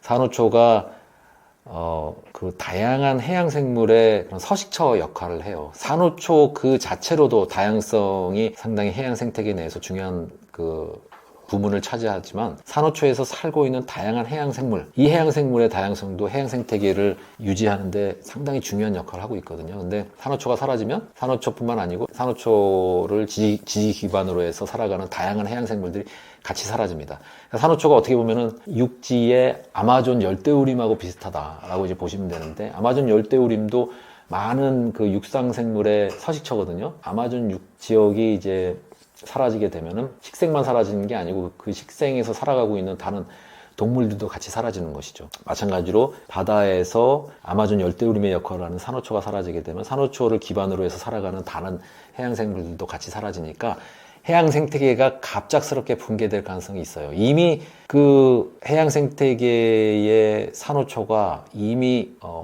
50% 이상 폐사했다고 하는 연구 결과가 있고, 심지어 이제 호주의 유명한 관광지 중에 하나인데, 호주 대보초라고 하는 지역이 있거든요.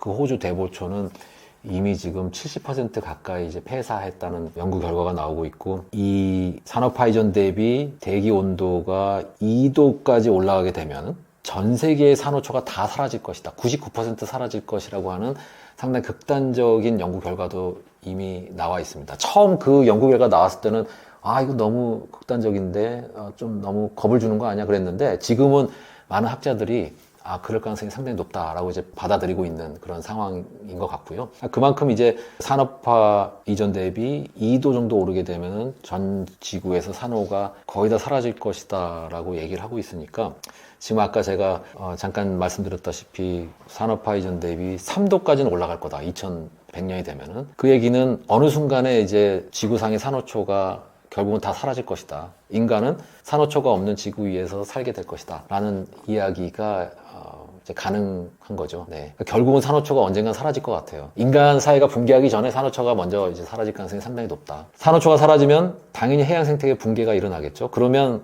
이제 인간들도 많은 식량을 이제 바다로부터 얻고 있기 때문에 지금 식량 위기가 이제 올 겁니다. 육상에서는 수분 매개자, 꽃가루를 전달해주는 그런 곤충수의 급감, 이게 이제 문제가 될 것이고, 바다에서는 산호초의 폐사, 그러면서 해양 생태계가 무너지고 해양으로부터 얻는 그 식량의 양이 이제 감소할 가능성이 있기 때문에 그런 것들이 이제 식량 위기를 불러올 가능성이 상당히 높다. 미래에는 그렇게 생각을 하고요. 이게 또 더해서 이제 기후 난민 문제도 인류세 시기에 아주 점점 이제 뚜렷하게 우리에게 다가올 텐데요. 동아시아 지역은 아직까지 괜찮지만 유럽은 이미 난민 문제가 좀 심각하죠. 그 난민이 기후 난민인지 아니면 정치 난민인지 이거에 대한 논란은 아직까지 있습니다만은, 우리가 흔히 이제 기후 난민의 예를 들 때 시리아 사람들을 사례로 드는데, 아랍의 봄 그 이후로 시리아에 있던 농민들이 그 2010년 이후로 가뭄이 자꾸 오다 보니까 농업 생산량이 감소하면서 이 먹을 게 부족해지니까 농민들이 시골을 떠나서 다 도시로 몰려오거든요. 도시로 몰려와서 도시 안에서 막 갈등이 불거지고 그게 이제 전쟁으로 비화되고 거기서 이제 탄압이 이루어지니까 시리아에서 많은 난민들이 발생을 해가지고 그 사람들이 이제 지중해를 건너서 막 유럽으로 들어가기 시작했는데 그게 이제 난민 문제의 시발점이라고 이제 봐도 과언이 아닐 정도로 많은 난민들이 이제 지중해를 건너서 넘어갔습니다. 물론 시리아뿐만 아니고 북아프리카에 있는 다른 나라에서도 이제 난민들이 많이 넘어갔습니다만은. 그러니까 이제 난민들이 너무 유럽으로 많이 들어가다 보니까 유럽 내에서도 막 의견이 갈리는 거예요. 영국 같은 나라는 도저히 이제 북아프리카랑 중동에서 올라오는 난민들 못 받아들이겠다. 우리는 EU에서 빠져나가겠다 해서 브렉시트를 한 거죠. 가장 큰 이유는 난민 문제였습니다. 브렉시트의 가장 큰 이유는. 영국이 먼저 빠져나가고 그 다음에 이제 EU의 중심 국가라고 할 수 있는 나라는 독일, 이탈리아, 프랑스인데 이탈리아, 프랑스는 더 남쪽에 있잖아요. 그러니까 난민의 그런 충격을 고스란히 입고 있는 것이죠. 독일은 좀 북쪽에 있고 독일이라는 나라 자체가 과거에 이제 자기네들이 잘못한 게 있기 때문에 난민 문제에 있어서는 좀 전향적입니다. 가능하면 받아들이려고 하고. 근데 프랑스나 이탈리아만 해도 상당히 이제 거부감이 강해요. 그래서 그러다 보니까 프랑스, 이탈리아 이런 나라들에서 극우 보수주의, 자국 우선주의를 내세우는 정치인들이 상당히 많은 인기를 얻고 있고 파퓰리스트들이라고 볼 수가 있죠. 그러면서 점점 이제 이기적인 국가의 행태들이 이제 불거지고 있습니다. EU 내에서도 독일하고 프랑스, 이탈리아 이 세 나라가 그런 난민 정책을 둘러싸고 계속 불협화음이 일어나고 있어서 EU 자체도 막 분열의 그런 조짐이 보이고요. 그것뿐만 아니고 또 우크라이나, 러시아 전쟁, 그 다음에 팔레스타인, 이스라엘 전쟁 이런 것들이 다 분열을 강화하고 있어요. 그래서 탈세계화 현상이라는 게 점점 심화되고 있습니다. 이렇게 자국 우선주의가 점점 강해질수록 기후 난민들이 이제 갈 곳을 잃고 계속 이제 어디 정착을 못하고 돌아다니겠죠. 돌아다니면서 계속 문제가 발생을 하겠죠. 네, 그래서 앞으로 식량 위기 문제와 그 다음에 기후 난민 문제 이런 것들이 점점 심각해질 가능성이 커지고요. 우리 동아시아도 마찬가지입니다. 동아시아도 기후위기가 점점 이제 심화가 되면은 저희도 지역의 동남아시아 지역에 기온이 올라가니까 아무래도 사람들이 살기가 힘들어질 거고 무엇보다 기온 상승도 기온 상승이지만 해수면 상승이 가장 큰 문제로 작용할 가능성이 커요. 해수면이 상승하게 되면은 저희도의 국가들에 살고 있는 그런 해안가에 살고 있는 그런 사람들이 이제 살 곳을 찾아서 막 이동을 해야 될 텐데 이게 자국 내에서만 움직일 거라고 장담할 수 없죠. 국경을 넘어서 막 이동하려고 하는 사람들이 생겨날 수가 있습니다. 아주 상황이 심각해지면은. 그럼 그 사람들이 이제 중국 쪽으로 들어오고 그러면 중국 쪽에 기존에 살고 있던 사람들이 그 갈등을 피해서 또 움직이고 도미노 현상 같이 이주의 그런 연쇄적인 흐름이 나타나게 되면은 한반도에도 영향을 줄 수 있다는 것이죠. 물론 좀 먼 미래에 일같이 느껴질 수는 있지만 실제로 그런 영향이 한반도까지 전달이 될 수가 있습니다. 어떻게 보면은 좀 다행스럽다고도 볼 수가 있는 것이 한반도는 반도인데 또 북한이 위에 북쪽에 있기 때문에 마치 이게 반도가 아니고 섬같이 존재하거든요. 네, 그렇기 때문에 난민들이 이렇게 쉽게 들어올 수 있는 그런 국가는 아닙니다만 우리나라가 만약에 남쪽에 국가의 인도네시아나 이런 나라들의 난민들이 이제 한반도 쪽으로 들어온다. 이렇게 되면은 한반도에 살고 있는 사람들 사이에서 국론이 심하게 분열될 거예요. 인도주의적 차원에서 이 사람들을 받아들일 것이냐, 아니면 안보를 내세우면서 국경을 봉쇄하고 난민들을 막을 것이냐. 지금도 사실은 많은 사람들이 의견이 갈리잖아요. 실제로 난민들이 막 한반도에 문을 두드리게 되면은 그런 국론 분열이 심하게 일어날 것이고 그걸 어떻게 현명하게 해결할 것인가. 이것도 이제 나라의 그런 장기적인 그런 지속 가능성을 결정하는 큰 요인이 되지 않을까 이런 생각을 해봅니다. 실제 이제 인도네시아 같은 경우는 자카르타 지역이 해수면 상승과 그 다음에 지반 침하로 수도가 자카르타가 지속 가능하지 않다라고 판단을 하고 이제 보르네오 섬으로 이제 수도를 옮기는 게 이제 확정이 됐거든요. 네, 여러 가지 문제가 있습니다만 보르네오 섬으로 옮기는 순간 보르네오 섬의 또 생태계는 망가지겠죠. 거기가 중요한 또 열대우림 지대고 종다양성의 보고인데. 그런 것까지 다 생각을 해보면은 좀 버겁게 느껴지긴 하는데, 우리가 이제 중요하게 볼 거는 모든 그 현상들이 다 서로 연결돼 있다. 그러니까 우리가 시스템적으로 생각을 해야 된다. 모든 생태계를 구성하는 요소들은 서로 다 연결이 돼 있기 때문에 어느 한쪽에 문제가 생기면 다른 쪽도 다 그 영향을 받아가지고 문제가 발생한다. 네, 그래서 우리가 그런 측면을 고려를 해서 현재를 진단하고 미래를 예측하고 좀 신중하게 행동할 필요가 있다. 그렇게 생각을 합니다. 식량위기 문제가 일어나면 또 어떤 문제가 발생하게 될까요? 아무래도 식량 위기가 오게 되면은 이제 가난한 나라의 취약계층들이 이제 주로 피해를 입을 겁니다. 그래서 그 사람들이 이제 영양 불균형에 빠지게 되고 그렇게 되면 면역력이 감소하면서 전염병이 돌고 막 이런 문제들이 발생을 하겠죠. 그러니까 그 사람들 사이에서 이제 불만이 불거질 수밖에 없고 또 이제 물자가 부족해지니까 사람들 간의 갈등도 심화될 수밖에 없고요. 정치적으로 불안도 이어질 것이고 나 이 지역에서 못 살겠다 해서 이동하는 사람들, 난민이 증가할 것이고 또 이제 식량이 부족해지면 곡물 가격이 상승하니까 인플레이션이 또 돌겠죠.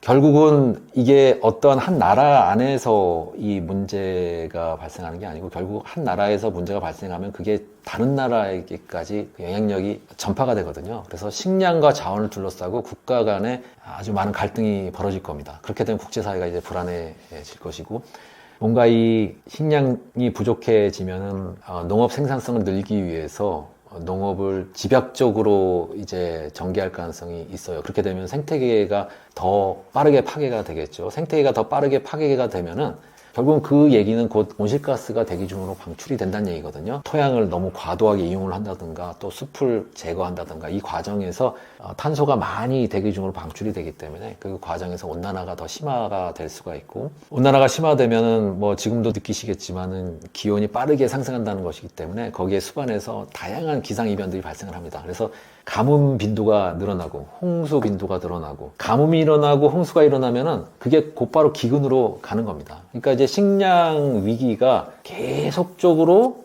더 심화될 가능성이 크다. 한번 식량 위기가 불거지게 되면은 그게 이제 연쇄적으로 우리가 흔히 이제 양의 되먹임, 양의 피드백 뭐 이런 얘기를 하는데 점점 상황을 악화시킬 가능성이 크다. 그렇게 봅니다. 지구 붕괴를 막기 위해서 전 세계적인 협력이 필요해 보이는데 어떻게 대응하고 있나요? 네, 참 안타까운데 우리가 이제 파리 협정을 잘 체결을 하고 많은 국가 수반들이 적극적으로 이 기후 변화를 막기 위해서 움직이겠다 이렇게 약속을 했는데 실제 보면 그 결과는 그렇게 우리가 원하는 방향으로 흘러가고 있는 것 같지는 않습니다. 그러니까 결국은 기후 위기 완화에 실패했다라고 이제 볼 수밖에 없을 것 같은데요.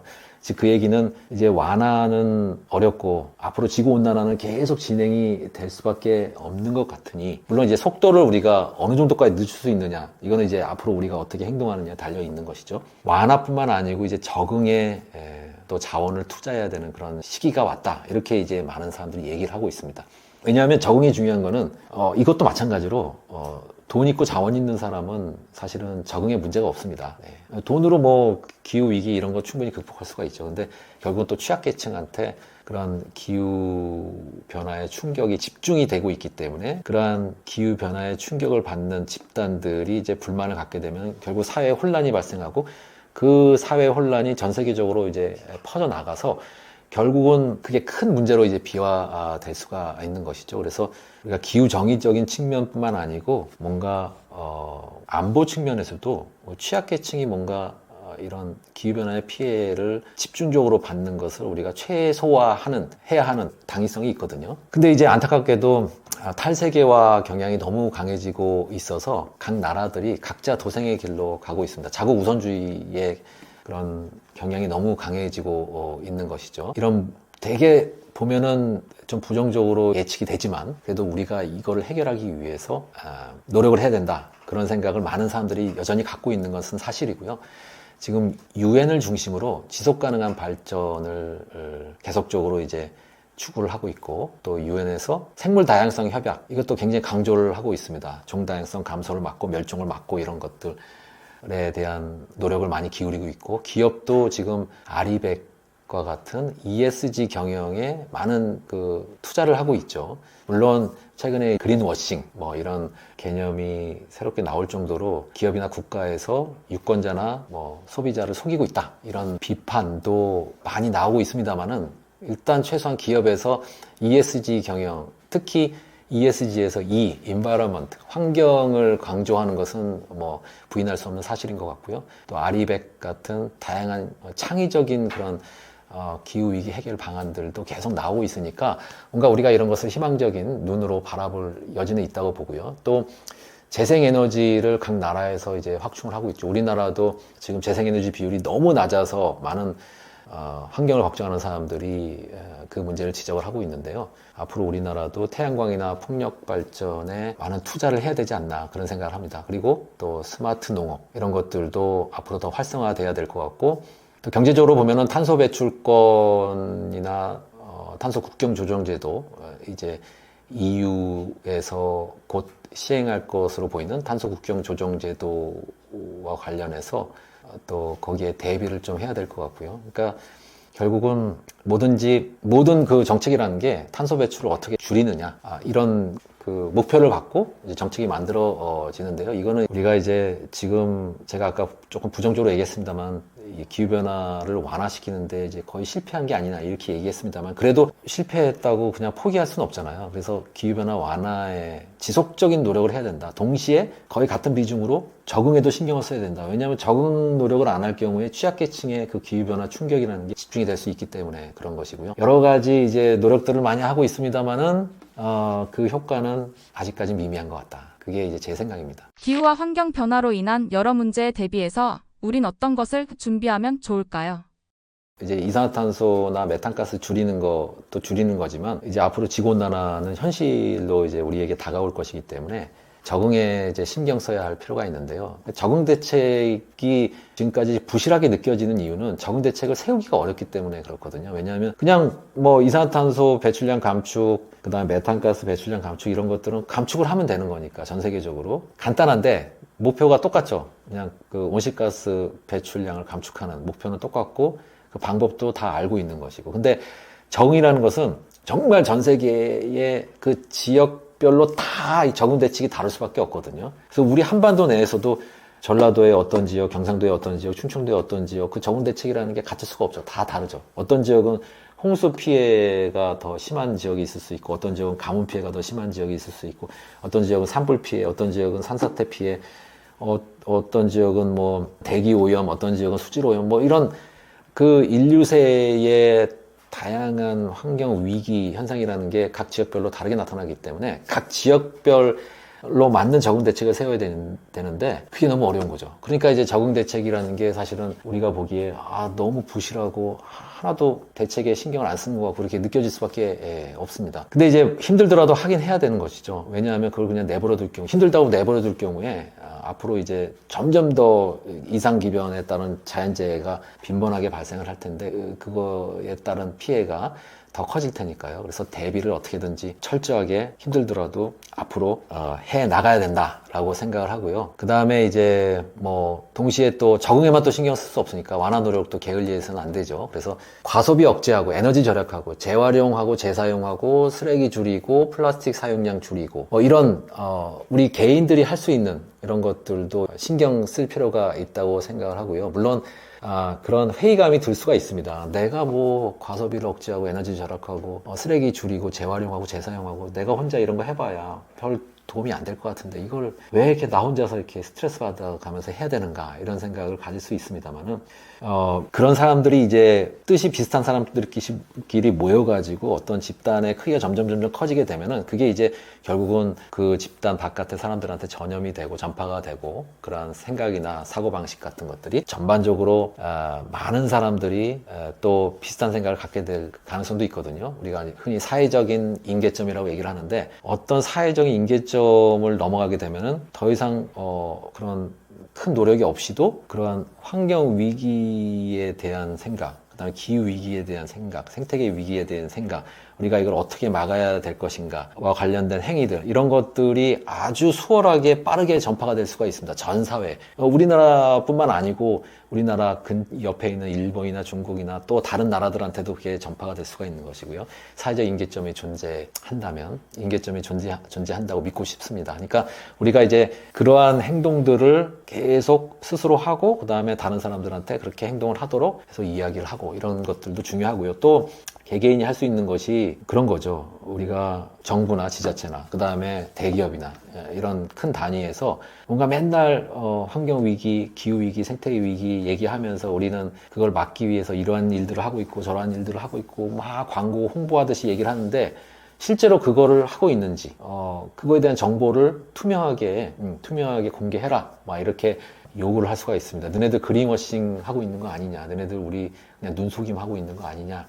좀 의심이 되니 정보를 공개해라. 이런 식으로 공개적으로 강력하게 요청을 할 수가 있고, 이제 요청을 해도 받아들이지 않으면은 광장에 나가서 뭐 시위도 할 수 있는 것이고요. 그런 식으로 개인이 할 수 있는 일이 적지 않이 많이 있습니다. 물론 개인도 이렇게 노력을 하고 동시에 다른 단위, 조금 더 큰 단위들, 가령 뭐 NGO나 지자체나 국가나 그 다음에 더 위로 올라가서 UN 같은 초국가 단체, 각 단위별로 다 자기네들이 해야 되는 그런 기후위기를 막기 위한 행동들, 이런 것들을 다 열심히 해야 지금의 이제 기후위기, 생태위기가 해결이 되겠습니다만은, 국가가 안 하고, 뭐 지자체가 제대로 안 하고, 그런다고 우리도 안 한다, 뭐 이런 식으로 해서는 아무것도 안 되는 거죠. 포기하는 거나 마찬가지니까, 국가나 지자체가 우리의 바람대로 움직여주지 않더라도 일단 개개인이 이제 노력을 하게 되면, 그게 이제 어떤 개개인이 소비자고 투표자이기 때문에 그러한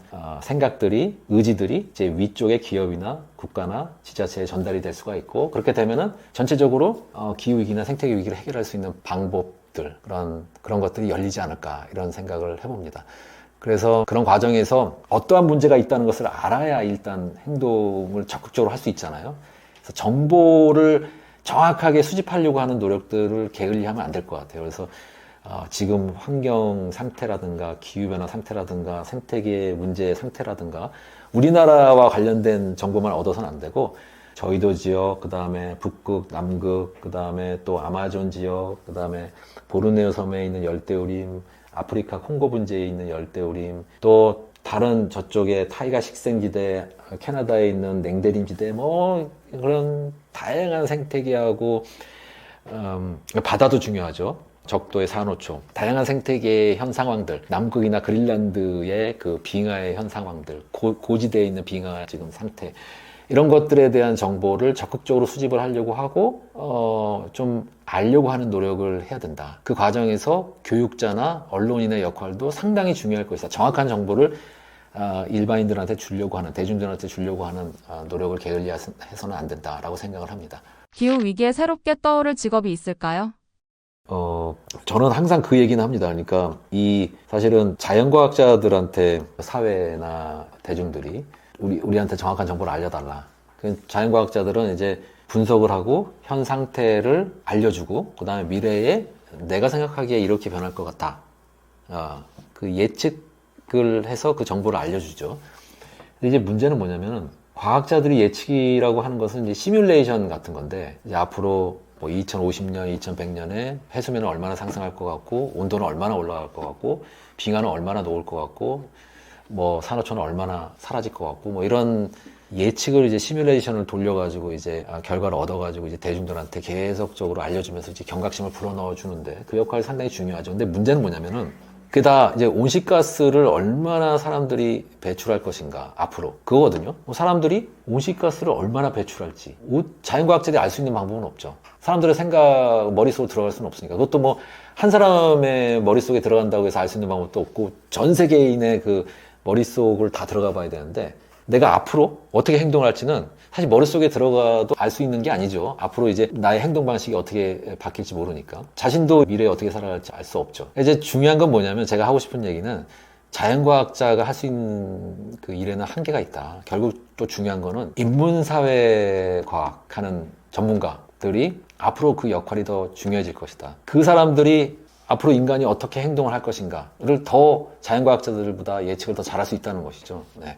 그러니까 인간을 공부하는 사람들이죠. 인간을 공부하는 사람들이 앞으로 인간이 어떻게 행동할 것인가를 예측을 더 잘할 수 있고, 인간이 잘못된 방향으로 가려고 할 때 그 인문사회과학 하는 사람들이 교정을 해줄 수가 있는 거죠. 윤리나 철학 같은 거를 자꾸 이제 빠르게 인류세 시기에 맞는 윤리나 철학을 정립을 잘 해가지고 그걸 계속 교육을 통해 가지고 그 전파를 하면서 인간이 옳은 길로 갈 수 있도록 윤리학자나 철학자나 도덕을 다루는 그런 학자들이 앞으로 중요한 역할을 해야 되지 않느냐. 그런 측면에서 보면은 그분들이 뭐 그런 일을 한다고 해서 돈을 많이 벌 거다라는 생각은 안 하지만, 인간 사회가 좀 더 오랜 기간 지속 가능하게 유지가 되려면 그런 분들의 역할이 중요하지 않을까 그렇게 생각을 해봅니다. 네, 서울대 지리학과에서 기후학과 생물지리학을 가르치고 연구하고 있는 박정재라고 합니다. 제가 최근에 쓴 이 책 인간의 시대에 오신 것을 애도합니다. 제목만 봐서는 사실은 무엇을 얘기하려고 하는지 좀 감이 안 오실 수도 있는데, 이거는 인류세의 그 속성에 대해서 제가 이제 풀어 쓴 겁니다. 그래서 인류세라는 단어가 조금 어색하게 느끼시는 분들이 많이 있을 것 같은데, 여전히. 그러니까 이제 인류세라는 단어가 의미하는 바는 인간의 교란, 인간의 자연환경 교란이 상당히 많은 부작용을 일으키고 있는 시대에 우리가 살고 있다. 그 시대의 이름이 인류세다. 물론 아직 공식화되지는 않았습니다만은 인간이 이제 영향을 많이 미치고 있는 시대라고 이제 생각하시면 되는데, 그 인류세가 갖고 있는 여러 가지 특징들이 있습니다. 그 특징들에 대해서 설명을 했고, 뭐니 해도 중요한 건 기후변화죠. 그 다음에 이제 생태계 문제, 종다양성 문제, 이런 것들을 중심으로 얘기했고, 난민 문제와 환경오염 문제, 이런 것들도 얘기를 했습니다. 마지막에는 그래서 과연 우리가 이 인류세 위기, 이 위기 상황을 극복하기 위해서, 해결하기 위해서는 어떠한 행동을 하고 어떠한 생각을 가져야 되는가, 그거에 대한 제 나름의 대답을 책 말미에 이렇게 쉽게 썼습니다. 그래서 이걸 읽으시면서 앞으로 나는 지구 환경을 위해서 이런 식으로 살아야겠다, 스스로 뭔가 생각이 생겼다면 그걸로 충분히 책의 가치는 다했다, 저는 개인적으로 그렇게 생각을 하고요. 앞으로 인류세라는 단어, 이 단어가 사회에서 훨씬 더 많이 회자될 가능성이 높다고 보고요. 이 기후위기만 문제가 아니고 생태계도 문제고 환경오염도 문제고 난민 문제도 앞으로 더 심각해질 것이고, 기후의 지구온난화 1.5도, 2도 상승하는 거, 그 다음에 3도 상승하는 거, 요것만 막아서는 우리가 미래에 거주 가능한 지구를 가질 수는 없다고 보고요. 그것뿐만 아니고 생태계도 생각하고 환경 오염 문제도 최소화하려고 하는 노력을 해야 되고, 그 다음에 피해가 집중되는 취약계층, 난민, 이런 사람들에 대한 관심도 지금보다 훨씬 더 높아야 미래의 안전한 지구에서 오랫동안 행복하게 인간이 살 수 있지 않을까, 이런 생각을 했고, 그 생각을 이 책에다 옮겼습니다. 많은 분들이 읽었으면 좋겠습니다.